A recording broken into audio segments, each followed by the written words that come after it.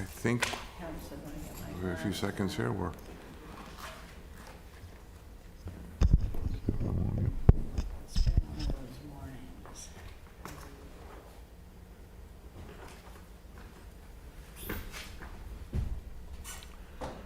okay. Are we all ready with Zoom? We're pretty well set up.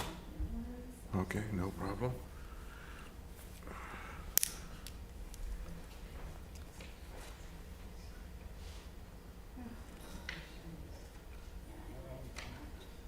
I read most of this online. So is the auditor going to be here today? They'll be zooming in. Zoom here. Sheldon will be zooming in. Sheldon. Sheldon is As social. soon as we do updates. I read it. I do read this online. No, the auditor, I mean, we always do pretty well on that. For those of you who have been check signers in the past, you know, Leslie and I are pretty, we got a system and it's lots of checks and balances. There's one over there. Okay, she's on. And we're on Zoom then? I'm not quite there yet, but go ahead and get us rolling, John. and I'll You sure? Keep an eye, yeah, with the updates, we should be fine. Well, we could wait a few minutes if you like to. I wanna see if Sheldon joins, he should. Okay, we wait a little bit. We have time. Let's see, one of them, that's,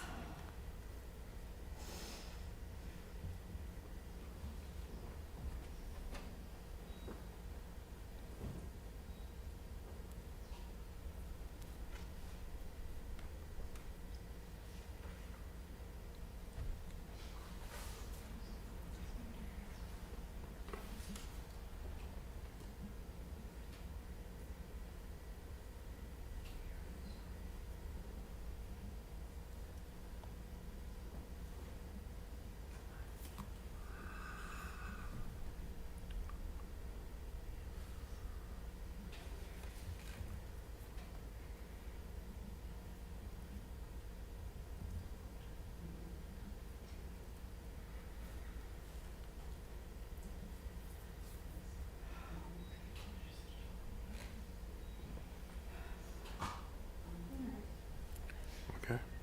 So.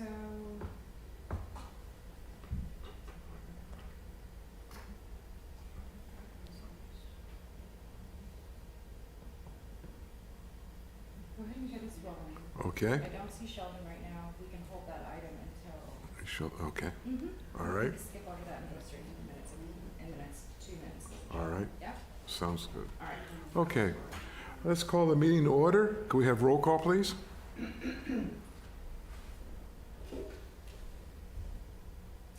Yes, you can have roll call, please. Marie Claire Gorham. Yes. John Krischer. Here. Susan Murphy. There. Phil Pardue. Here. Mary Jo Williams. Here. Thank you all. We'll have the Pledge of Allegiance then. Pledge allegiance To the flag of the United States of America and to the republic for which it stands, one nation, under God, indivisible, with liberty and justice for all.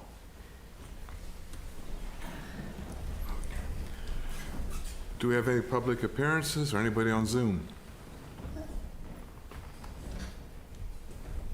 All right.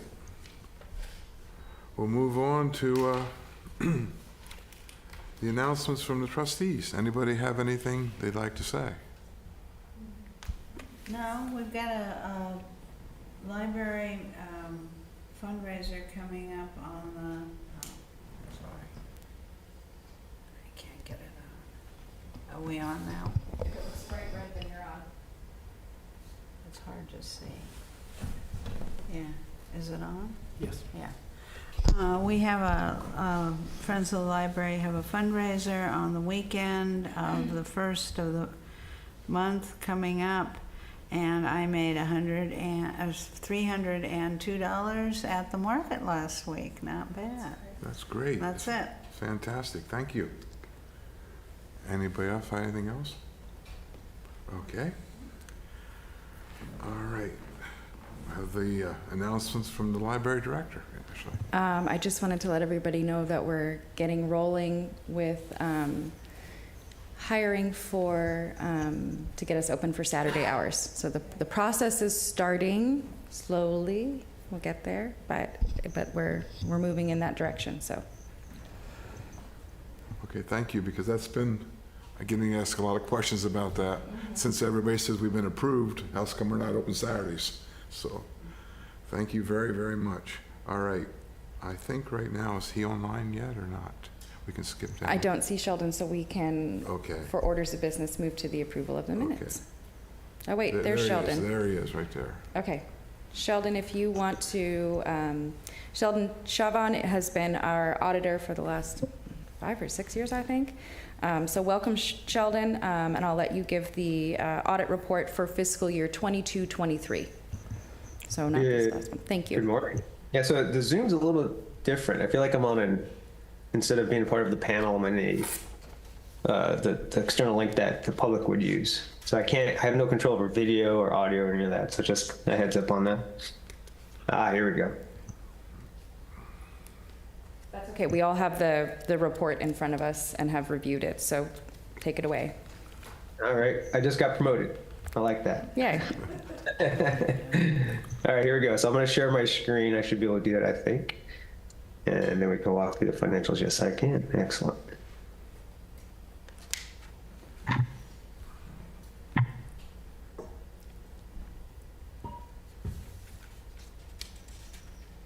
Okay, we're looking at the June 30, 2023 audit report for the Harrison Memorial Library Fund. And just a heads up, it's pretty much par for the course this year. We didn't have any findings related to the library, so I'm giving you the good results up front. Then we can walk through and take a look at the financial statements a little bit. And the most important part for me, the independent auditor's report. And keep in mind that this audit is performed under generally accepted auditing standards and generally accepted governmental auditing standards. There's not a whole lot of difference between the two other than the reporting requirements. And then we add quite a bit more compliance reporting to the generally accepted governmental auditing standards. And because of that, I'm required to communicate to you a few things. One of those being that when we perform the audit, our main objective is to issue an opinion on the financial statements. Now, if you're following along in the electronic file, I'm on PDF file page 7. If you're looking at the hard copy, it's page 1 of the audit report. And going back to our main objective of the audit, which is to issue an opinion on the financial statements, when we do that, we're letting readers know whether or not those financial statements are free of material misstatement. Materiality is a concept that's been redefined in the last few years under the standards. And it's really difficult for an audit firm to try to take into account other people's opinions of materiality. But we do give it consideration as to what somebody might think is material versus what we calculate as material. And but ultimately, when push comes to shove, we go with what the dollar amounts are, right? So keep that in mind. Now, it's a reasonable assurance, right, that we provide, not absolute, but it's a very high level of confidence. We typically, when we perform our samples, when we select our samples, we're looking for, a low error rate and a high level of confidence in the samples that we select. So not absolute assurance, but a very high level of assurance. So now the ultimate goal has been met, which is that in our opinion, the financial statements are free of material misstatement, and they fairly present the respective financial position of the library. So that's the big piece. That's what we're looking for. It's an unmodified opinion. In the old days, we called it unqualified. So we're saying that we haven't found any material modifications, any material errors in the financial statements. Now, keep in mind too that when we're looking at the audit, when we're performing the audit, the standards have redefined what a material weakness is. So you can actually have financial statements that are issued without a material misstatement, but still have a material weakness. And the material weakness is the potential that you might have a material misstatement in your financial statements. So if you have a lot of material, or if you have one material audit adjustment that corrects the financial statements so that we're presenting financial statements that are presented correctly, you could still have a material weakness. You could also have a significant deficiency. So typically, if you have a significant deficiency, your potential for a material weakness is higher, but a material weakness means that the auditor caught something essential, right? So I'm happy to say that we did not have any material weaknesses found during the procedures we performed during this audit as well. Now, with that said, we can take a look at some of these numbers. And if you have any questions as we go along, feel free to jump out. Like, there's a lot of language in the opinion letter that has to do with how this report and these financial statements relate to the city and what the limitations are related to that. There's some information in here regarding the auditor's responsibilities. There's information in here regarding management's responsibilities. So some of those things I don't go over, but if you have questions, feel free. For now, I'm going to jump ahead to a financial statement, the balance sheet. So this is the electronic file, PDF file, page 11. It's the printed copy, page 4. And this is the June 30, 2023 balance sheet. So pretty simple, mostly cash, 1.474 million. A little bit of accounts payable outstanding at June 30.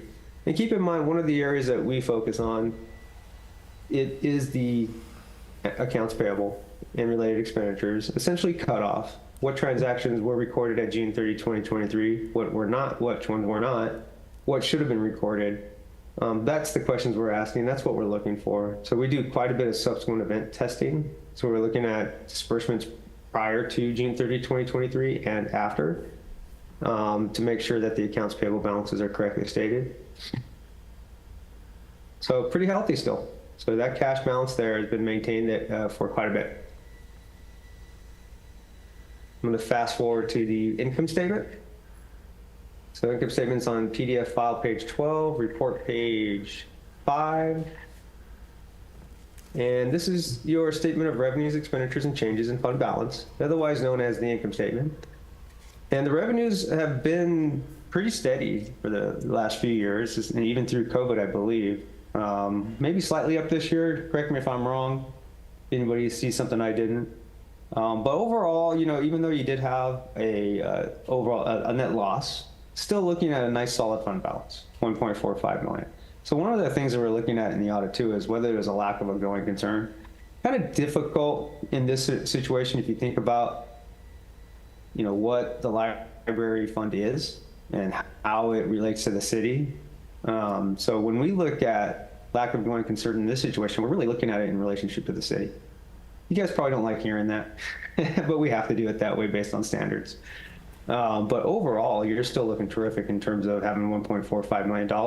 Now, how that relates to 24, 25, 26, really it's going to takes into account how thorough your budgeting process is. And so there's a page that I'll show you in the required supplementary information section, which goes and takes a look at your budget for June 30, 23 versus your actuals for June 30, 23. So we'll fast forward into that. The note disclosures have not changed for the library fund, so I'm not going to get into details on that. There's nothing new or relevant. Or nothing new that's relevant, I should say. All right, here's that budget to actual schedule.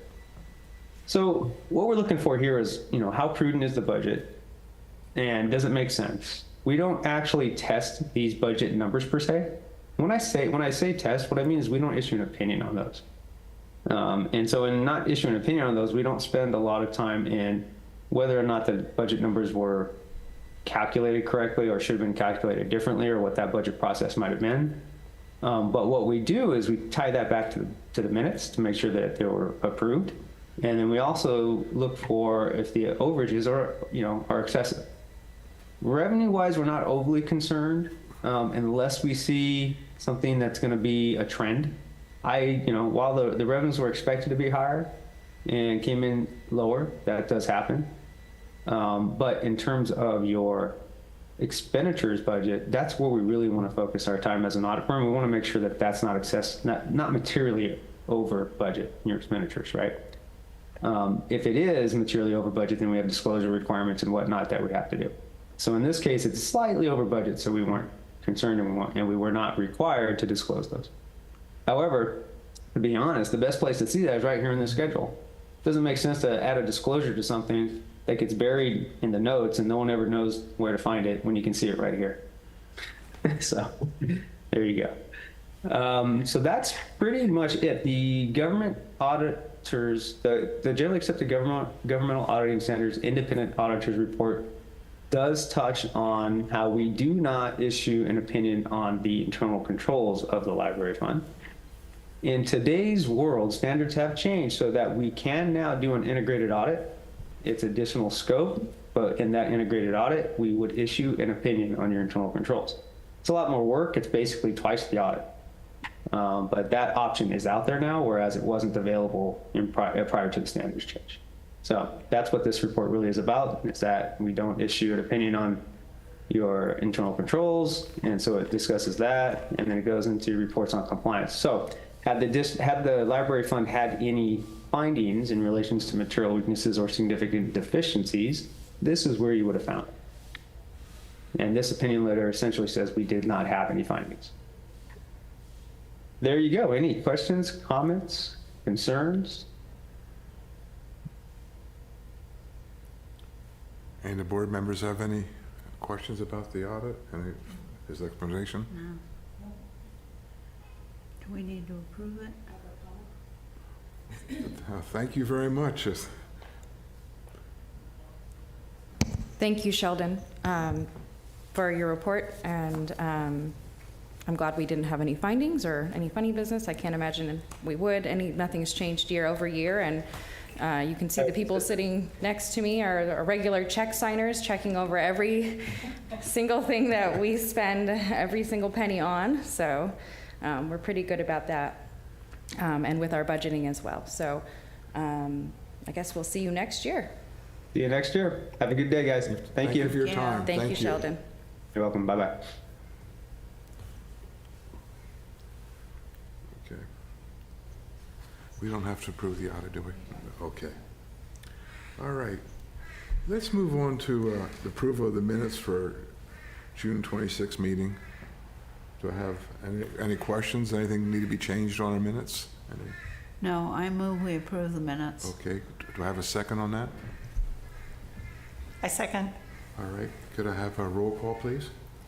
Marie-Claire Gorham, Yes.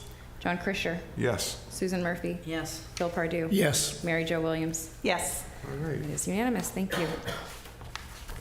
All right. Let's move on now to our receive the librarian's report for June 2024. This is our end of year sort of reckoning. I will bring back this fall one of the statistical reports I usually do and update some of my bigger charts on where we are in terms of trends. I've been comparing us to, and just, again, for my edification and curiosity, with previous fiscal years prior to the pandemic. So for 2019, I can tell you that we're in excess both in terms of foot traffic and circulation as compared to pre-pandemic. Those numbers are very interesting in how they break down. With our circulation, for kids circulation, we're at 10,000 more items than we were before the pandemic. The adult circulation, in terms of hard copy materials, still isn't there. But we went with our electronic checkouts. We have, for 23-24, we're 80,000. In 2019, they were just over 16,000. So those numbers for adults have skewed much differently. So we're seeing a steady increase for adult circulation of hard copy materials, but the electronic checkouts are still going strong.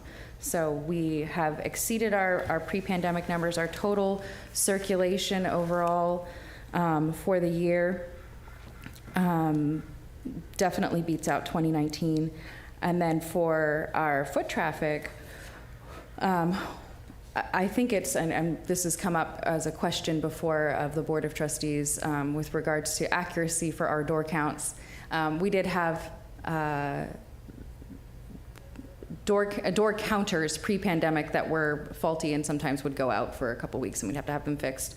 So I think we're probably not as far off, but we were at 84,000 in terms of foot traffic pre-pandemic, and we're at 120,000 now. So we're bumping. I think that number should actually be closer from 2019, but you know, it's busy in the library these days. Our program attendance is strong. We're seeing, you know, 40, 50, 60 people at story times, just regular story times, not even summer reading program. So you're going to see some bigger numbers for July in particular for our program budget, but nothing to cause alarm. Nothing's dropping in terms of our usage, and I'm just interested in how this whole thing with the circulation statistics has changed over time, and heartened to see that even though the electronic checkouts remain robust, I love that people have made that jump, but that the hard copy circulation continues a slow but steady increase over time since the pandemic. Any questions about any of the numbers on the librarian's report? I have one question. When we sunset the hoopla, do you think that's going to make any difference in the electronic checkouts? How many people will migrate to our other platforms? I think we'll see an initial dip in checkouts, just as we did when we put the restrictions on. It wasn't a huge drop, but it was a drop for the month of April. But if we can get the word out and get people downloading Libby and Palaces and moved over to those and doing purchase suggestions and requests, I don't think that it will be dramatic. Okay.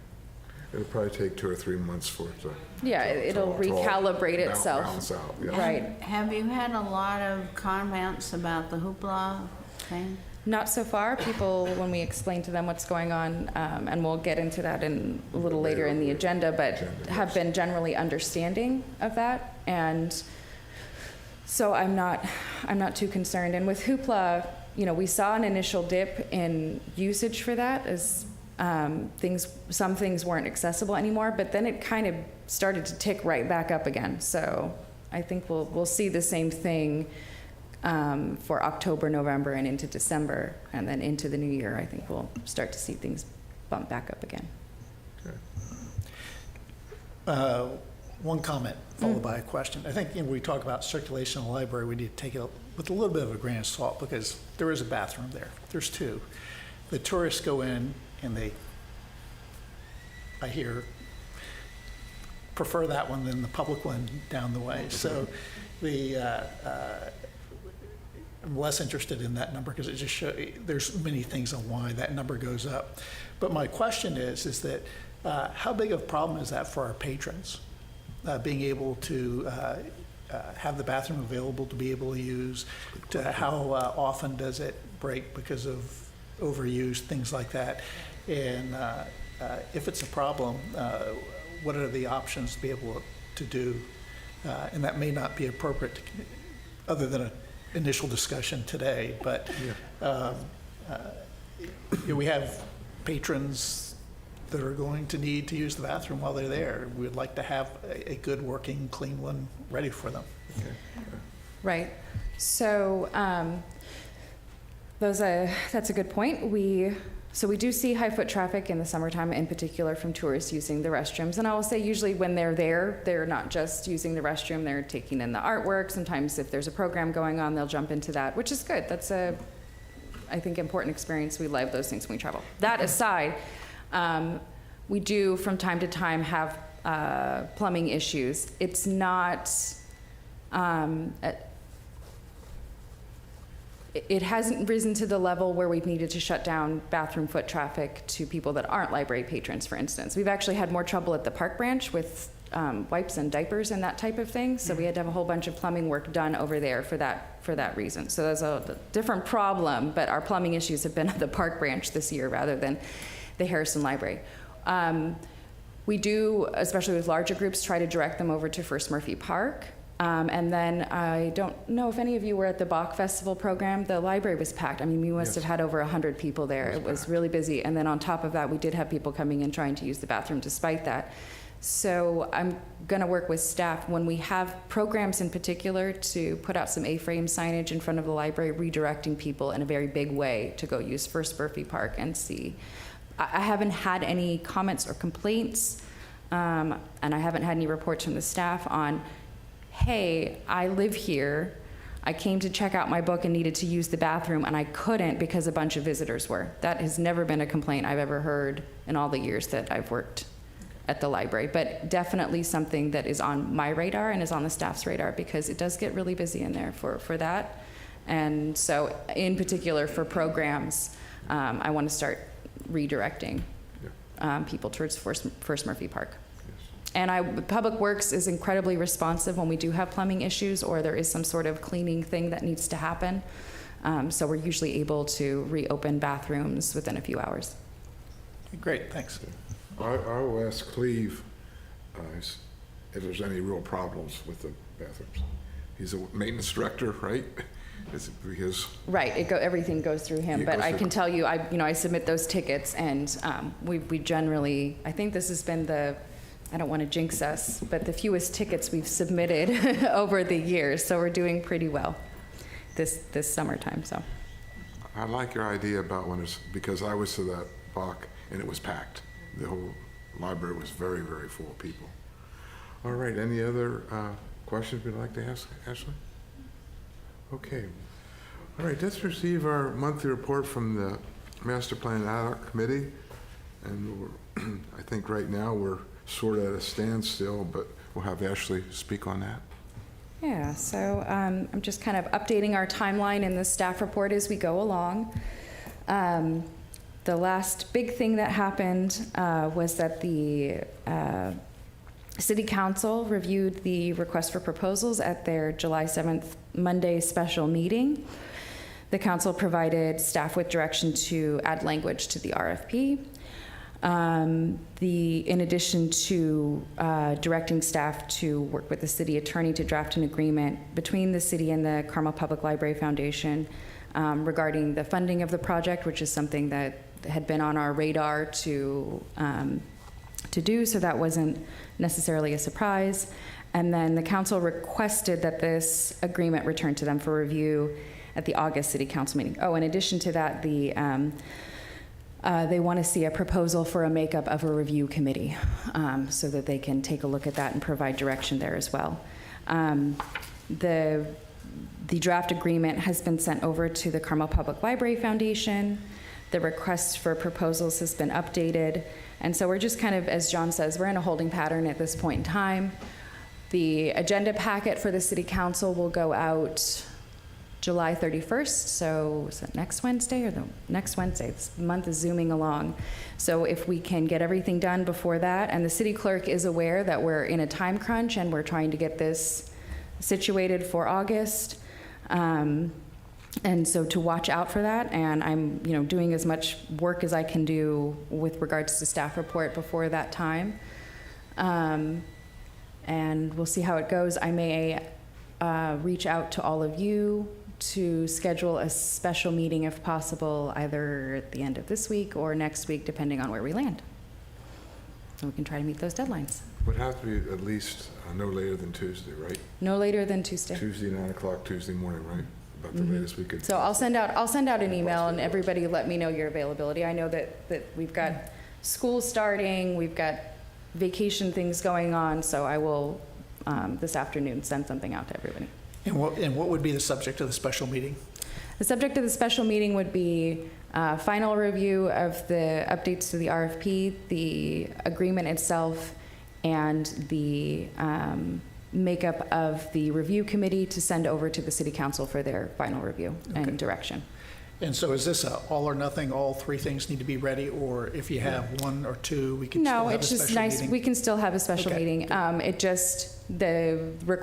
can still have a special meeting, it's just the council requested kind of this all as a bundle together for August, and so I want to try to meet that deadline if we can.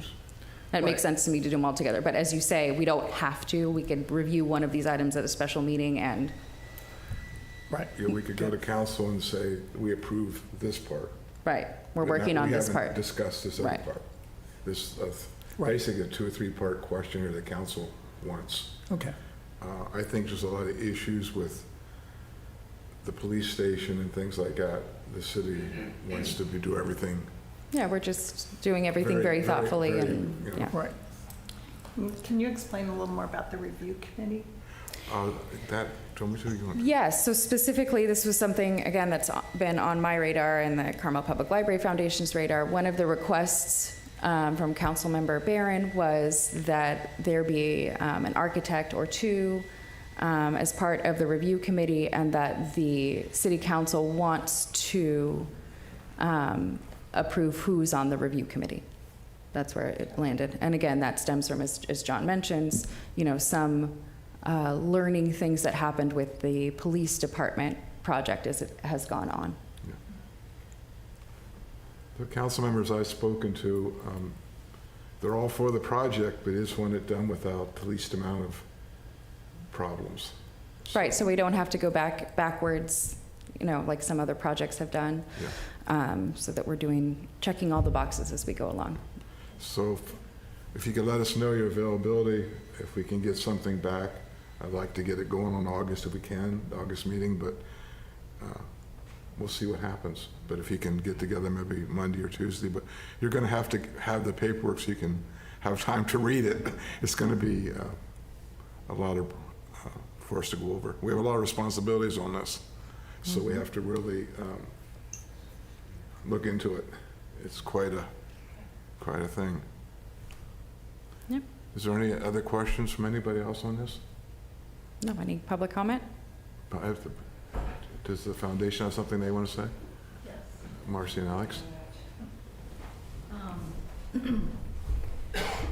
It's more important than ever that the foundation and the Board of Trustees work hand in hand to ensure the centennial restoration and renovation of the Harrison Memorial Library project be successful.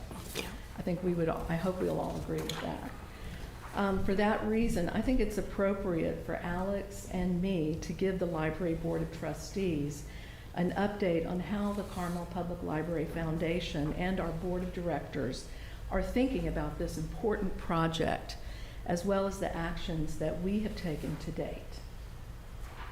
Alex is going to be handing out some materials to you that hopefully you guys can take some notes on as well. But anyway, the master plan completed by Jason Architecture Firm provided all of us a great deal of insight on the needs of both the Harrison Memorial Library and the Children's Library.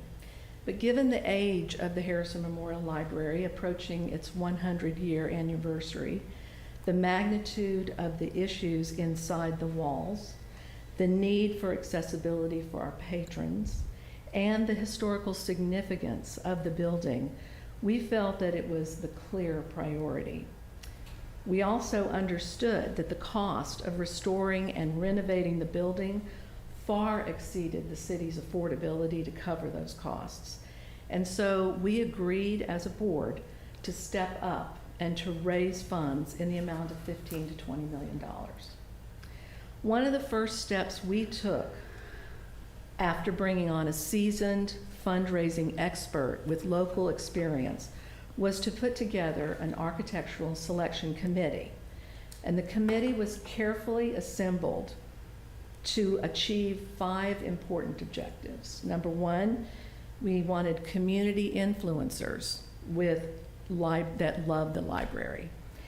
We wanted potential donors who could get excited about the project. We wanted people with aesthetic discernment, with experience in high-end and complex projects. We wanted historical and architectural experts, and we wanted library expertise. Alex is going to go over the members of the Architect Selection Committee. We also, per the request of Councilman Barron, have offered up 2 architects to be on that committee. And those will be also on the list that Alex will give you. Once the Architect Selection Committee was assembled, we agreed on a set of aesthetic guidelines. And these guidelines were carefully crafted again to enable us to select the best architect and library consultant to ensure library excellence and to ensure historical preservation while enabling accessibility. Because the building is owned by the city, an RFP is required to allow any qualified architect to bid on the project. The RFP was written by Ashley with some input from the foundation, and to prepare our input, Alex worked with an architectural historian and some other experts.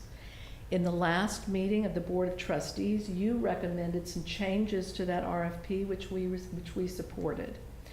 City Council Member Barron further requested that the selection process be spelled out in the RFP, which we also support. Today, we want to emphasize that it is necessary to name the Architect Selection Committee in the RFP as the group who will work together to select the architect to be used for this important project. We would also like to see the aesthetic guidelines to which we agreed to be referenced in the RFP.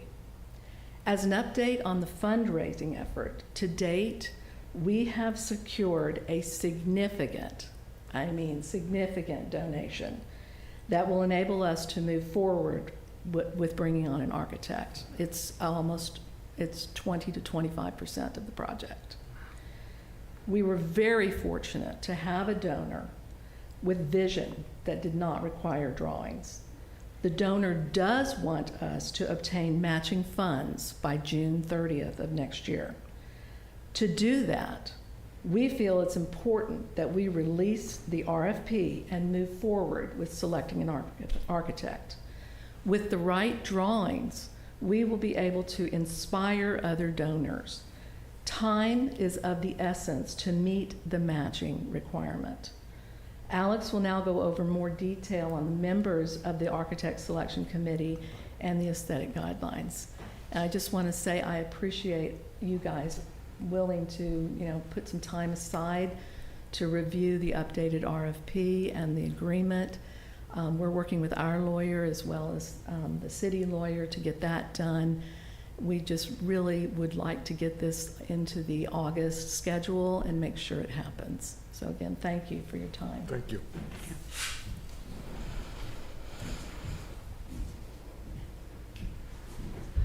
Okay, thank you, Marcy. I am going to hand out the composition of the Architectural Selection Committee that was put together in December of 2023. Thank you. Thank you. Thank you. As Marcy stated, the composition of the Architect Selection Committee was thoughtfully developed to represent internal and external stakeholders with the city, library, foundation, and community members who are ardent library supporters, excuse me, and those with expertise in design and building. We added Phil Pardue, as he is on the Master Plan Ad Hoc Committee, in addition to Ashley and John, who are already on this committee. At the request of Councilman Barron, we've added 2 architects, Eric Dyer, a local architect who's also on the Historic Resource Board for the City of Carmel. He's also very active with the AIA Monterey Bay Architect Group. Also included is Stephen Ingblom, an architect who has an historic home in Carmel, and he's based in San Francisco, where he's a professor of architecture at UC Berkeley of Environmental Design, top-ranked university, known for design excellence, sustainability, and cultural collaboration. So, from the committee, I will now hand out our design guidelines. Thank you. Thank you. Here you are. So from this committee, a design guidelines was born, which includes many of the points that were brought up at the recent trustees meeting regarding a library consultant and innovation, for example, and also at the most recent city council meeting by Jeff Barron. In these guidelines, an outstanding library consultant is noted, as are the state-of-the-art technological capabilities and universal access, amongst other guidelines. Also included are the highest standards for a faithful and comprehensive restoration of this cherished library and significant landmark building. These points were included in the RFP that CPLF prepared and submitted to Ashley for inclusion consideration. As Marcy mentioned, with the confirmation of a substantial matching gift deadline of June of 2025, less than a year away, and the proposed timeline for a centennial restoration completion, which we feel the city could really get excited about if we were to be able to complete this by 2028. We request that the RFP edits are expedited and forwarded to CPLF for review and approval so that it can be included and approved at the next August City Council meeting. Does anyone have any questions? We are very appreciative of all the work that you've done. Your legal agreement? We're by working the on that time- with the by- attorney. Yeah. I don't know, but as stated at the last recent council meeting, both Councilman Richards as well as the mayor said that those don't necessarily, as you guys also stated, have to go hand in hand. The RFP is the thing that we need to get out immediately in order to have designs and be able to continue with the fundraising efforts. So we will continue to work on the agreement, obviously, with the city. Thank you very much, Alex and Marcy, for these. And we will continue to work over the next few days, not quite a week, to get everything done and work with the city clerk and the city council to get things on their agenda. So thank you very much. I appreciate it. Thank you. Yeah, we would really need to see this, though. We would love to see. It sounds like the edits were already done for the RFP, so the CPLF would love to see how it looks, and so we can approve it as well. Yeah, we'll have those ready to go. Thank you. Thank you very much. Thank you. If I could just add, I think it's an important point that we don't have to have the agreement done in order to release the RFP. We have to have the agreement done in order to hire an architect. But releasing an RFP does not obligate the city to any contract with anybody. It just obligates us to look at who sends in their responses. So it's going to take several months for the responses to be completed to any RFP, and for the city to go into the position where they're going to be in contract. So I would implore that the Board of Trustees suggest to the city, if we don't have the contract completed, which this is an important contract, it's millions of dollars, we have to make sure that the foundation is, is secure, and that our funds are not going to, the city's not going to take advantage of anything, whatever. I'm sure they're not, but we have to make sure that our board and our donors feel confident in what we're doing. So we need to do it right rather than rush it, and it's not necessary that it have to be done before we release an RFP. So I would just implore that the Board of Trustees recommend to the city, if the contract is not completed, that we move forward with the RFP, that we walk and chew gum simultaneously, and we can continue to work on the agreement. We're in good faith working on that, but we have to do it correctly. So, Thank you for that, Marcy. yeah. Thank you.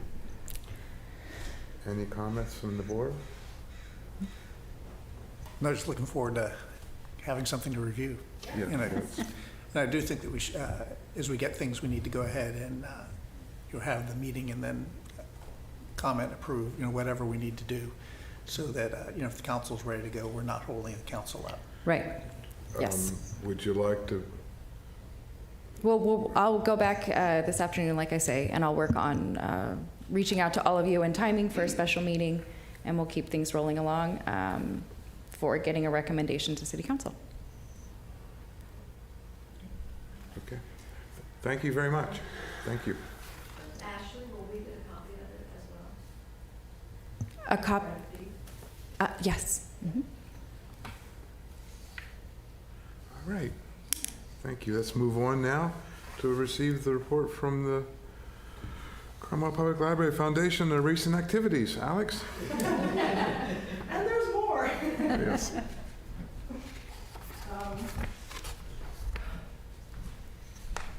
Well, first I want to say that was very heartening news to hear the uptick in visitors to the library. And I'm not surprised. It's a fantastic library, and we're really excited about that news, and also like to move forward with this project for the library and for our community. That being said, on the docket, this year's programs, our overarching theme will be a sense of place. And Katie O'Connell, the local history librarian, has been so kind and amazing in helping us work with some of the archives from the collection. So the subheader will be profiles from the collection, and we'll kick it off with the founding of Carmel. It'll be about 6 talks about the local history of Carmel, which I think will be wonderful. So from the founders to the arts and crafts movement, to how the culture and traditions were born, all the way to the Forest Theater. I mean, really exciting. And then we'll sort of dovetail into a continued sense of place, but even more of a philosophical sense of place. We have someone who has was part of creating the GPS system come. So talk about kind of, what was the tagline? Right, from a sense of place to finding your way. And so we're hoping that that moves forward, and then we'll have our fireside chats. And we're also going to be partnering with the state to do a media literacy program with Carmel High School, which we've had a partnership, and then during COVID it kind of dissipated a little bit, and they had their issues up on the hill, and now we're looking at a really nice team up there. And so there was a similar program done for Monterey High School, and so we proposed doing something like that with the students there, but more also for the community too, to use that theater, which is 350 seats. I'm working on the event and the speakers for the event. Any suggestions, you know where to find me for our annual program. And that's that. Just been a busy, busy summer getting ready for this year. Does anyone have any questions or anything? All right. No, I was going to tell you, I don't know if you saw it, but they quoted David Brinkley in the Doug paper Brinkley. the other day. Yeah, I didn't see it, but anywhere, it's like you can't turn on the television without seeing Doug Brinkley. It's really terrific. And I will say that this Friday, if you want to put on your dancing shoes, we are partnering up with the Plaza, and so a percentage, I want to say either 5 or 10% of sales for that event with the Money Band is happening this Friday. So hopefully we will be seeing you there. Thank you very much. Thank you so much. Thank you. Thank you. All right, we'll move on. All right, now we're going to, resolution to invest our local agency investment fund, our LEAF fund. Yes, so our LEAF funds. Last month, we elected a new slate of officers. Marie Claire is our new treasurer. And so we're updating our authorized LEAF investment fund transfers, so alongside me. And LEAF is our local agency investment fund. This was a fund that was started by the state. It is low interest, though we've had some high interest of late. Safe investment, pooled money account. The state cannot take it if things get dire. Many public agencies, the city has a LEAF account as well, separate from this. And it has yielded us some good interest income over the years, and it's a safe way for us to have our savings. When we do, we've done I think I just did a LEAF transfer recently with Mary Jo. Relatively simple, but when we update those LEAF transfer, we update our treasurer, we need to update with the state who is doing the LEAF transfers. And so that is what this resolution is. And I have if there's any questions, please let me know. Pretty routine. Do we have to have a motion on this? We do need a motion, Okay. yes, for Do I this. have a motion to What do you need? Approve the resolution? approve Have the a motion resolution? to approve. I so move. Second. Have a roll call on this one? Marie Claire Gorham, Yes. John Krischer, Yes, Susan Murphy, Yes. Bill Pardue, Yes. Mary Jo Williams. Yes. Thank you all. thank you very It's much. unanimous. All right, let's move on now to discuss the plan about sunsetting Hoopla. We've talked a little bit about it. I will comment, I read the statement from the library, and it was very well put together. I liked it very much. It was straightforward and explained to everybody how they can move on to something else, and I think did a great job on it. Anybody have any comments on it?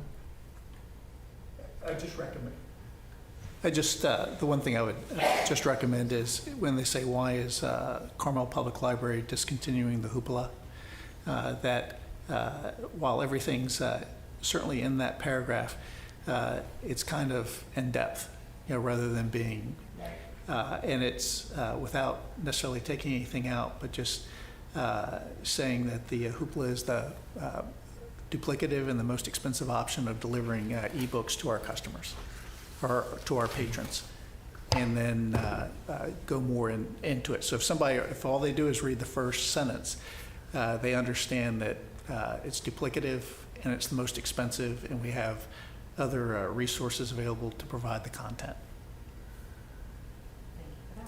Could be the only thing I'd Thank say. you, Phil. Anybody else have any? I Joe? have a dumb question, I think. This was the first time I noticed a lot of references to the Carmel Public Library versus Harrison Memorial. Mm-hmm. So are we rebranding? We've kind of slowly been doing that actually since before the pandemic, and the pandemic kind of it brought to light some things that I had noticed about how people talk about the library. So we get called the Carmel Library.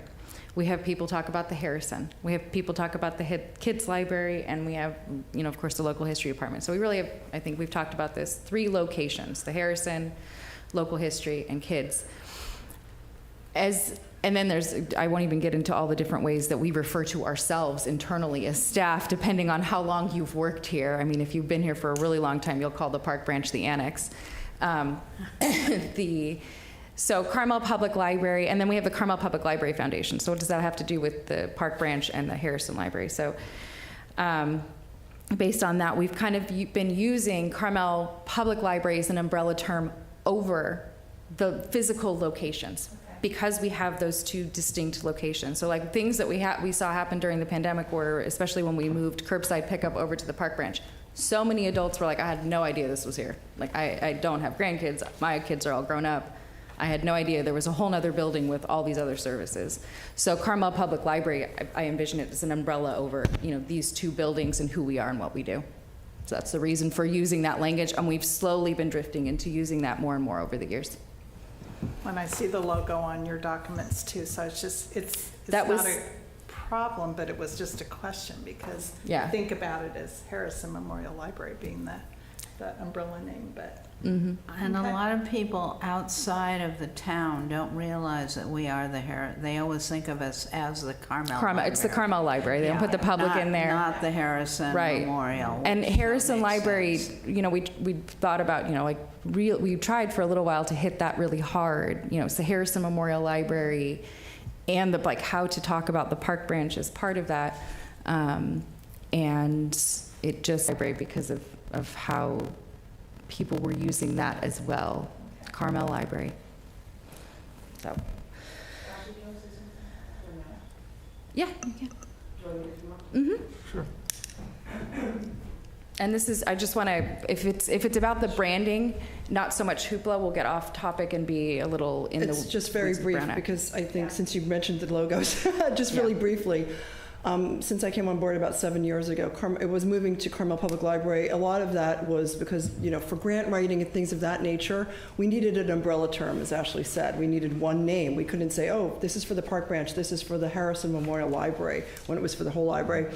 And last year, Ashley and I were involved in rebranding because people were also kind of wondering about the different logos and emblems and things of that nature. So we thought to integrate a little bit more. So the Library Foundation undertook the financial and also the process of getting an integrated looking and style guide for both of our brands, as it were. So that's why you see those logos like that. But Right, Thank you. and Thank you we very much. I haven't done a presentation with the logo to the board. I've been holding on to it to get through budget season, and now we're kind of starting to calm down, so I can devote my full attention to, where and, well, one, training the staff before we do a big rollout, but all those other things that are a piece of this. So thank you for asking Thank you. about that, Any Mary Jo. other questions? No, I asked my question about hoopla before. I just Okay. wanted to know if we'd gotten a lot of, and what kind of feedback we'd been getting. Well, that'll probably come after September 30th. Yeah. Yeah, well, Right. we'll see We'll hear what about that. happens. And I thank you to Rachel Gaither, who's our head of reference, who put all of this together. Yeah, that's very good. She's great. Mhm. Yeah, I think it's great. Thank you With so all the, much. how to move to the other platforms. So Right. it's very well explained. I could understand it, so. This will be up on our website. We'll do little snippets on Facebook and Instagram, and the Carmel Public Library Foundation also usually picks our things up just as we do there. So this will be going out wide-ranging, and then of course in the City Administrator's Friday letter, the website. So everywhere we can get it out, we will Okay, there's, do that. And I'm contemplating a library program wherein we, for our Hoopla devotees, if they want some hands-on help, getting situated with Libby or Palaces, we can do that.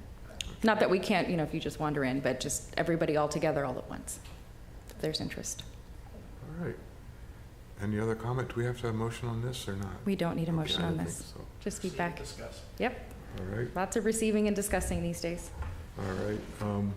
I guess the next topic will have to be, future thing is getting together in the next couple days to review everything, to go to council for August.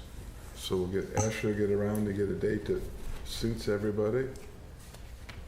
We can get this going and get it started. Mm-hmm.